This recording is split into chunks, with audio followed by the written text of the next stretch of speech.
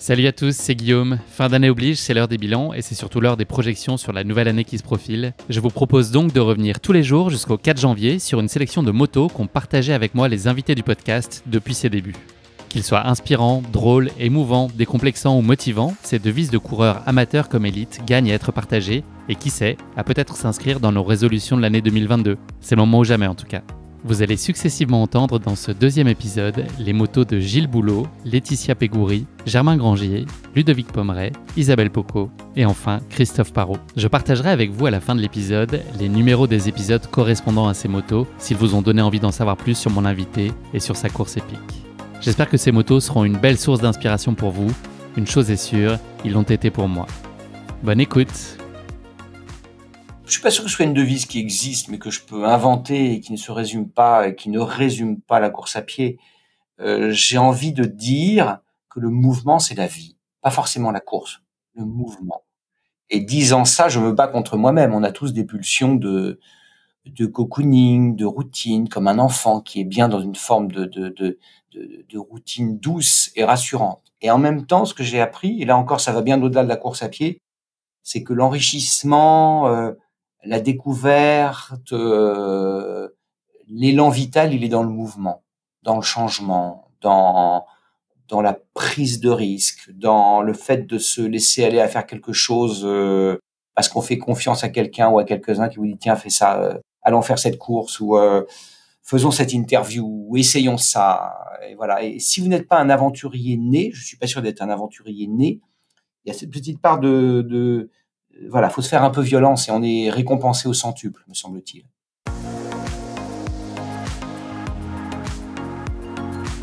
Alors, il y en a deux. Il y a la version humoristique, surtout dans le principe où il faut prendre les choses avec le sourire. Il y en a une sérieuse dans le sens où il faut prendre les choses avec expérience. La version humoristique, c'est « oublie que t'as aucune chance, vas-y, fonce ». Notre bon vieux Jean-Claude Dix. Parce que finalement, il a pas tort sur un point. On se crée tous en fait des petites limites dans notre tête et on se dit « Ah non, mais je vais jamais y arriver ». Bah, c'est ça, oublie que t'as aucune chance, vas-y, fonce, tu pourrais être surpris de ce que t'es capable de faire.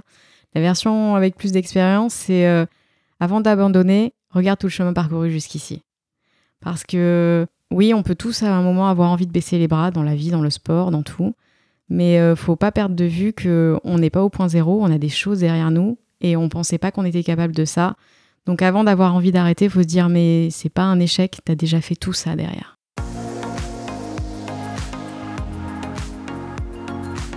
Oui, moi le mien c'est tout bien que tu détiens est un souci qui te retient.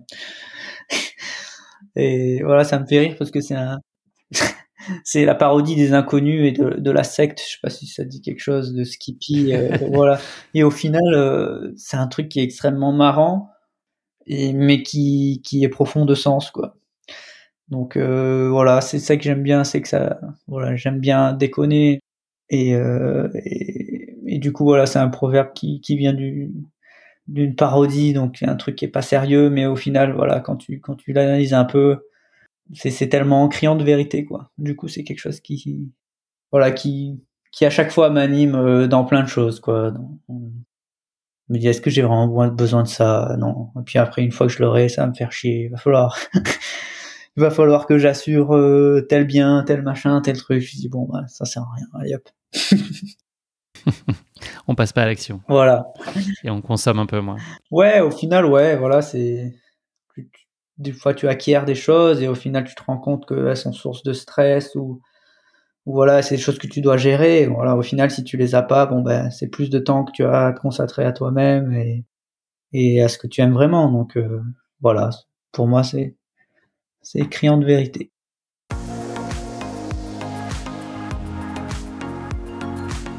Donc je l'ai un petit peu mentionné tout à l'heure, c'est une course, elle est jamais perdu ou gagné avant d'avoir franchi la ligne, et je pense que ça peut aussi s'adapter à la vie de tous les jours en fait, quel que soit l'objectif qu'on se fixe, quoi.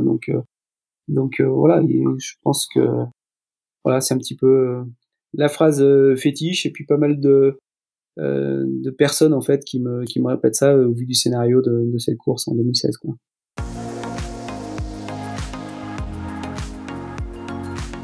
Et ma devise, alors là, elle est facile parce que je la rappelle à chaque coureur à chaque fois.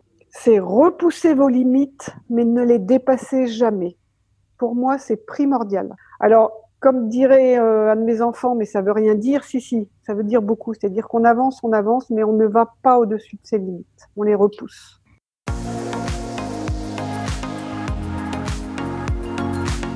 Comme je te le disais en introduction, moi, je suis cuisinier de métier et le maître de la cuisine, c'est Paul Bocuse. Et Paul Bocuse a dit un jour, je travaille comme si j'allais vivre 100 ans et je savoure la vie comme si chaque jour était le dernier. Moi, j'aime beaucoup cette phrase parce que je travaille, je cours, je vis comme si j'allais vivre 100 ans. C'est-à-dire, je profite de la journée, je profite de chaque seconde, de chaque moment. Et dans le monde dans lequel on vit aujourd'hui, il y a tellement d'agressivité, on est tout le temps en train de juger, tout le temps en train de chercher la petite bête. Moi, je prends beaucoup de recul sur tout ça. Je profite des miens, je profite des instants, je profite, toi, du moment qu'on a passé ensemble, Guillaume, qui est juste top. Et puis, je me dis, c'est pas demain ce qui sera fait, donc profite de l'instant. Et si moi j'ai quelque chose à dire, c'est de profiter de l'instant, de redonner tout ce qu'on peut avoir à des gens qui en ont besoin. Et ça, c'est énorme. Et puis, on verra demain, mais profitons de l'instant. On est tellement tout le temps en train de cogiter sur plein de trucs. Bien sûr que il faut le faire, mais voilà, en ce moment, est-ce qu'il faut mettre un masque, pas un masque? Mais moi, je cherche pas, je mets un masque, je me protège, je protège les miens, parce que derrière, j'ai envie d'aller courir et j'ai envie de passer un moment avec Guillaume sur course épique. Voilà, c'est tout. Vous avez entendu dans cet épisode le motto de Gilles Boulot, extrait de l'épisode numéro 28, Les copains d'abord, dans lequel il nous parle des difficultés qu'il a rencontrées à l'occasion de son Ecotrail 2015. Le second motto que vous avez entendu est celui de Laetitia Pégouri, que j'ai reçu dans l'épisode numéro 45, Autostop. Elle y partage avec nous son abandon sur le Trail Noir, un abandon qui a été une source de nombre d'enseignements pour elle. Le troisième motto est celui de Germain Grangier, que j'ai reçu dans l'épisode numéro 39, Mercantour d'honneur. Il partage avec nous, avec l'humour qui le caractérise, l'UTCAM, une course quasi à domicile et qui a été un super moment pour lui et aussi pour moi, à l'écouter me raconter cette course hors du commun. Le quatrième motto de cet épisode est l'œuvre de Ludovic Pomeray, que j'ai reçu dans l'épisode numéro 43, La Remontada. Il nous y raconte son UTMB de légende en 2016, qu'il a vu connaître un immense trou d'air, avant de retrouver de sa superbe et signer une victoire exceptionnelle. L'avant-dernier motto de cet épisode est signé Isabelle Pocot, que j'ai eu le plaisir de recevoir dans l'épisode numéro 6 de Course Épique.